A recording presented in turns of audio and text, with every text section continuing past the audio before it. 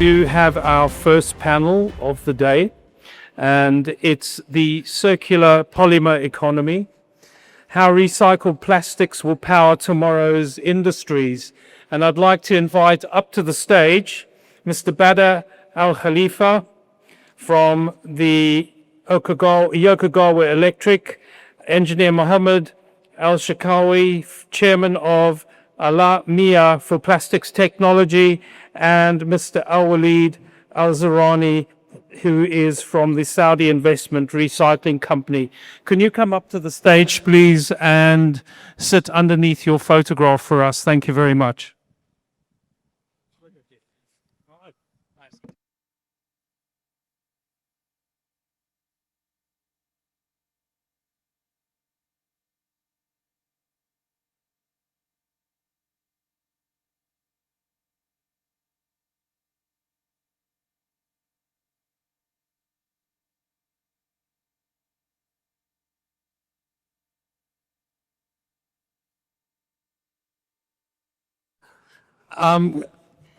We are going to move straight on into the panel, but before we start, if I could go from Mr. Badr starting and give us a couple of minutes on your role in the industry. Sure. And some of your experience, and then we'll go down the row and then we'll start with the questions. If anybody would like a translation, you will see a barcode, a QR code on the side of the screen here. It translates into 30 something languages. So anybody could join us. And Mr. Badr. Sure, very well. Assalamu alaikum, Masakum Allah bil khair. Happy to be here. My name is Badr Al Khalifa, and I come from the process automation industry, catering and serving different sectors in the industrial arena, starting from oil and gas, petrochemical, mining, specialty chemical processing. And I have been doing a lot of projects in the automation industry for this sector, including digitalizations, greenfields, brownfield projects as well. Currently, I'm serving as the Vice President of the Middle East and Africa in Yokogawa Electric, based in Dhahran, Saudi Arabia. And I'm always happy to be here. Thank you. Thank you. I would like to move on to Engineer Al Shakawi. If you could tell us about yourself. Assalamu alaikum. I am Mr. Engineer Mohammed Sharkawi. I'm the chairman of the Al Alamiya for Plastics Technology Shark in Egypt. I'm coming from the production side, from the manufacturing, from the shop floor. I have 26 years of practical experience in the industry, but it's backbone with the 17 years of growing up by the industry, seeing the machines, the production, capacity, molds, products, everything. So it's all around maybe 42 years in this field of plastics manufacturing. I am electronics engineer. I have an MBA. I have training courses and studied in Italy for plastics, in Germany, in the United States. Recently, I'm started to move from the production to be something like a circularity advocate. I'm working with the Minister of Environment in a project to make the circular economy, national circular economy strategy for Egypt. I'm responsible for two sectors, the plastic sector and the packaging sector. And also I have a platform for educating plastics and learning sharing experience with students, with newcomers to business and technicians in a simple way now for around 6 years. We also have the winner for the Industrial Innovation Award in 2023 for the chemical sectors in Egypt. So I have a... Thank you. Can I move it on to Mr. Al Zarani, please? مساكم الله بالخير جميعا. اخوكم الوليد الزهراني. I'm the business development manager at the Saudi Investment Recycling Company, which we like to call SIRC. I joined the company 3 years and a half ago, and I'm looking after the recyclables portfolio. Mainly, when we say recyclables, we mean plastics, paper, glass, and etc. I've been developing the pipeline with the company in the recent 3 years. The portfolio now value more than of 2.5 billion. And I'm glad to be here today to discuss the future of this industry. Thank you very much. Okay, Mr. Bed, I'm going to move on to you, and we're going to start with Yokogawa. And digitization, automation, and material recovery is obviously key to this whole idea of the circular polymer economy. So how do we recover materials, reduce waste, and create economic viability in the circular economy business? Well, very well. Thank you. Well, to start first, we need to understand the business model by which the recycling business really starts. There are two ways to do businesses, basically. It's either using the linear model, where we take the raw material and then process them and then make them as a product and then push them to the market as a product for consumers. While that in mind, the recycling business used another model where we produce and then reuse and then recycle. And when we talk about that model, we try to focus on the technology by which we enable this business to grow, flourish, and become more of a value creation.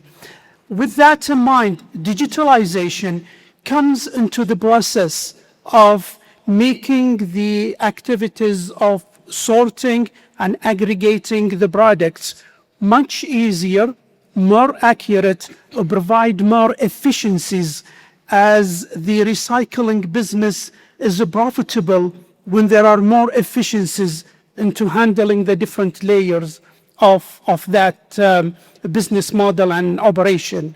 Automation is an essential part of it, although it's a CapEx incentive, but in its reality, it provides more edge, a technological edge, if you will, in order to make the process easier and more of a value to the final products being reused.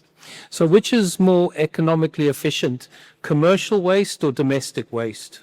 Well, in one way or another, the commercial waste normally go to a waste that cannot be used. The way in order to reuse that takes in consideration a business model where use the wastes, if you will, as a feedstock to the whole process of manufacturing, and then keep the recycling wheel moving forward, reusing what's been considered as a waste. Okay, thank you. Engineer Al-Shikawi, with the understanding recycled plastics, what are the latest innovations in this area, just building on this digitization, automation description we had from Mr. Bader? From the recycling point of view, yes. From the recycling point of view? Yes. Today's the recycling for the plastics have like three major innovation technologies running. One of them is mechanical recycling, as not only just crushing and making pellets or flakes, but it's also about improving the quality of the material, adding from the odor contamination, removing contamination, and increasing the mechanical properties of the material. Also, we have the chemical recycling. This is for the mixed type of materials, or the having a lot of waste that's not easily to be separated. So the chemical recycling is used and getting out maybe pyrolysis oil, this coming back to petrochemical industries. And recently there is the digital and data enabling recycling, using AI for sorting, using near infrared for detection, traceability, and watermarks. A lot of new innovation from the digital point of view that can be used for the recycling of plastic material. Okay, thank you. And I'm going to move on to Mr. Al-Zarani, and key investment opportunities in the recycling area. for plastics and that value chain to do with plastics. What is your company actually doing in this area? So we want to contribute to the development of a circular plastic economy. How are you contributing to that? Thank you for your question. Maybe I will start with the first objective we have in the company today, that we're changing the mindset of the industry by looking into the plastic waste as an environmental issue. It's not an environmental issue.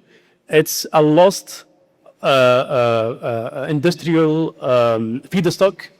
And eventually, we've been working closely with our colleagues in Ministry of Industry to introduce what we call it today the environmental industry. So this kind of activity is now looking into as an industrial, not an environmental activity anymore. And this is a great milestone. This is one of the efforts that we at CIRC, we proudly like to share with the market as part of our mandate since we established under the Royal Decree back in 2017. And notice that only 1 year after announcing the vision of 2030, that gives a glance of the importance of this topic and this industry. And when you say recycling as well, we would like to promote it always as the key driver of the circularity. So the circular economy are moving from what Mr. Badr mentioned earlier, moving from linear to circular. It is the heart of the recycling activity because we estimate it as 60 to 70% of the circular economy comes from the recycling activity. And maybe I'll give you a quick timeline about the industry and how CIRC anticipated into that. In 2016, as I mentioned, the company was established. 2 years after 2019, the government announced the establishment of the National Center of Waste Management, MAWAN, to become the governmental point of contact and the regulatory body after the waste management as an environmental governor, not as an industry for sure. Again, 2 years after that, we saw the Saudi Green Initiative, which is a great and ambitious initiative declared by His Royal Highness Prince Mohammed Salman, which became the major umbrella that has all these activities, including the circular economy, the net zero, and the reducing the carbon emission targets, all falls under this great initiative. And in the same year, we saw the policy being announced. For the first time, we had in the kingdom a policy that looks after the waste management. It has been identified, and it has been looking to the value chain and identifying who is the key partners and key stakeholders and key neighbors on that. As we moved across this wonderful timeline, CIRC had a great contribution into each one of them.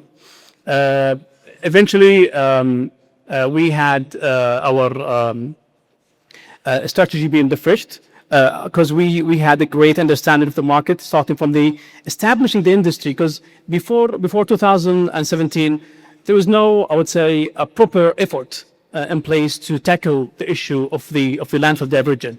And since that day, and since the target been announced of a 90% landfill diversion by 2040, it has been clear for all the enablers and all the ecosystem that we have a target and we have to achieve that target. And this is the mean behind establishing the company to act as the executor of that target, I would say, of course, with the support and to modern, I would say, a great support that we receive today from the ecosystem, especially from the governmental entities. Thank you. And I'm going to continue with you. You talked about mindset. And so you're looking, policy is great, it's a piece of paper. Then there's the implementation, the mindset of the people in the industry of what is the adoption like in terms of policy, in terms of implementation. Where are we in that? Add to your timeline, please. Well, I would like to clarify one thing. Since the policy is one of the major enabler today that is setting the foundation of the future of this industry, it took longer than we expected. not because we are slow, but we are being very careful by setting those policies and standards. That's why the national target we moved from 2035 to 2040, just to give a little room and the policies to take action and ground.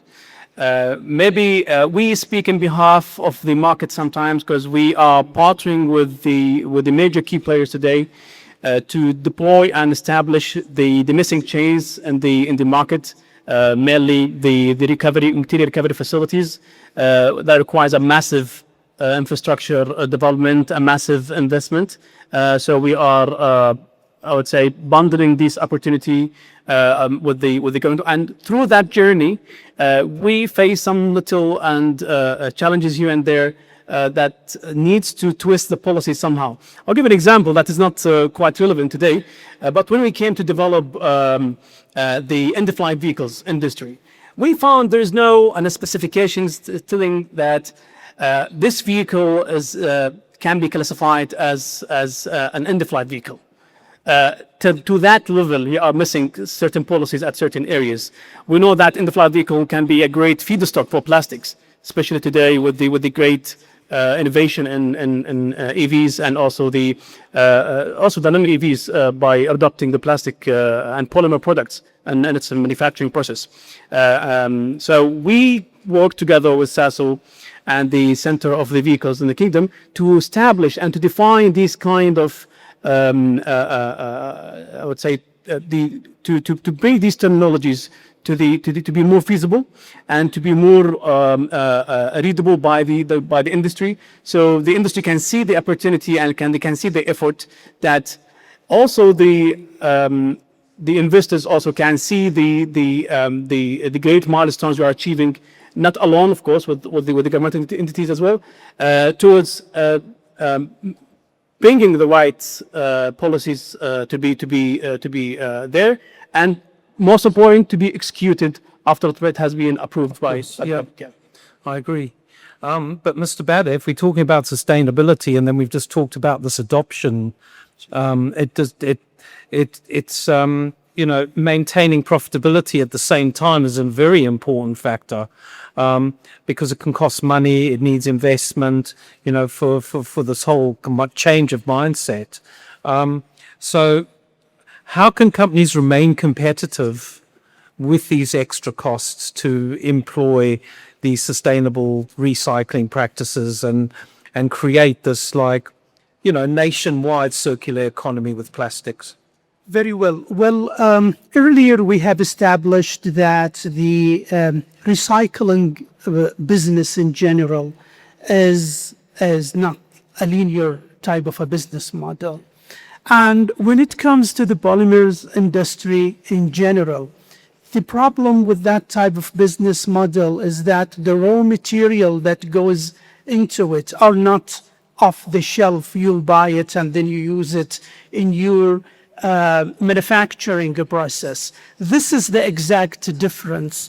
So with this in mind, the challenge would be, before we go through where the advantages, where it becomes more profitable, is to have a sustainable stream of raw material that goes inside the manufacturing process.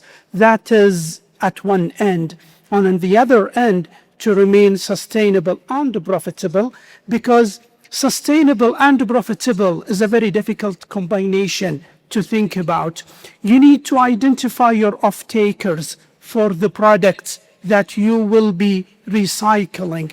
And with that in mind, the other tools of maintaining efficiencies and maintaining a competitive edge, using state-of-the-art technologies that produces the most refined type of a product in a form of a resin or a flake that you would sell to other processors, are achieved through the whole process. Again, the idea is to keep the whole process of manufacturing, where the heavy equipment that's been a heavy capex to the manufacturer in operation is the ultimate goal of the sustainable concept by maintaining a continuous inlet of the raw material and a ready off-taker for the products to go. And this is how the profitability is basically achieved. So the actual collection of waste, because it's distributed over hundreds of different points around a country, is a problem in a way to create more of a sustainable industry. Is there an answer to this?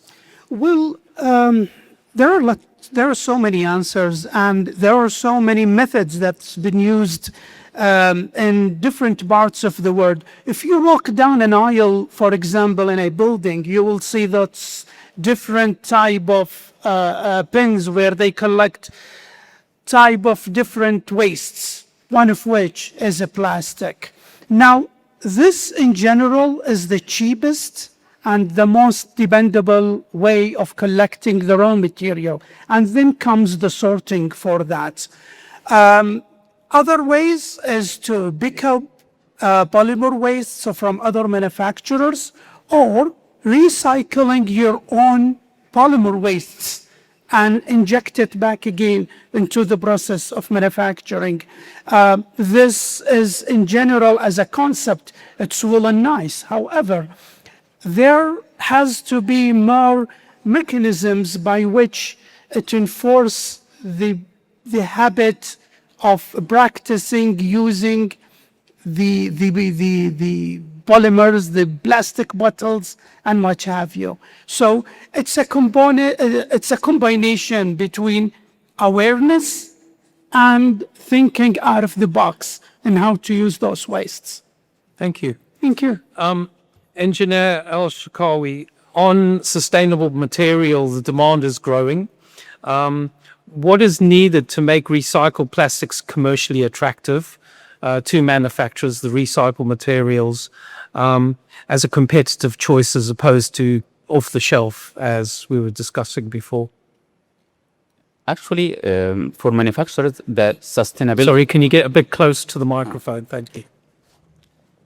For manufacturers, the sustainability itself is not making profits for them.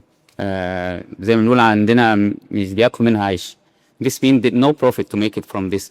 The idea is any manufacturer need standard, precise, stable material that can used for having a standard quality products, and they can start to have specs that can be accepted by market, by customers, by application. So the mindset of just recycling low quality waste just to make it tons, many tons, just to make recycle, have to be a little bit changed to have some kind of integrated feedstock to the industry. So as a manufacturer, I need ready application ready materials that I recycle materials that I can use making pallets or for packaging or for crates or for pipes. So the idea of that just making recycling just by tons is not the real KPI or the real how to measure the recycling efficiency of the system. The system is how to make performance stable, precise, up to specs recycle material that customers that can use just for this application or that application, but on an industrial scale with a fixed not I mean can be scaled and also can be available in the market. This is one idea.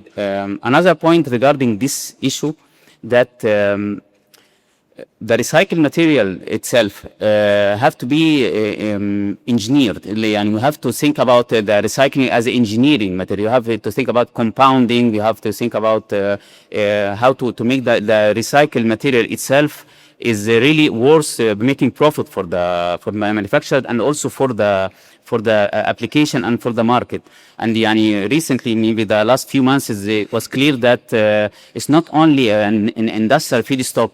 It also some maybe can consider as in the industrial safety. Having material from recycled material to in-house in your country or in your home, it's somehow can be some security for industry, because if any case or some problem happen in supply chains or whatever, it can be used. So dealing with sustainable materials, or how to make it profitable, and يعني how to يعني not just sustainability for the environment, but it's also for the integration of the industry, and making really application have a value for the customers and for the market. So it's all about creating value, not just creating tons of recycled materials that is not really having a real value to the customer or to the market. Thank you. Well, we've reached our time limit there. That was really interesting, gentlemen. Thank you very much. Can you give our panelists a big round of applause for being here with us today and enlightening us on the circular polymer economy? Thank you. Can I invite you to the middle of the stage for a photograph, please?